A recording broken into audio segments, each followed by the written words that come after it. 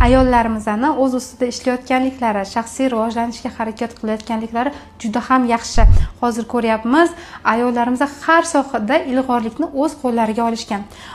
Va bu o'rinda samatsinka yuqori bo'lish uchun, o'ziga bo'lgan ishonch yuqori bo'lish uchun albatta ginekologik salomatligingiz ham muhim.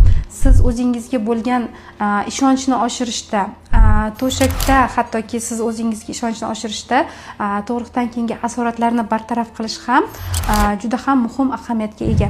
Rivojlangan ayolsiz, o'zingizni ustingizda ishlayapsiz, turli xil psixologlar, motivatorlar bilan ishlayapsiz, biznesda ilg'orsiz, ammo o'zingizga ishonchni oshirish uchun, yanada oshirish uchun o'zingizga bo'lgan ishonchni tug'ruqdan keyingi bo'lgan asoratlarni davolash, ginekologik salomatligingizni tiklash va jinsiy hayotingizni sifatini oshirish bu sizga o'zingizga bo'lgan ishonchni 100% oshirishga yordam beradi.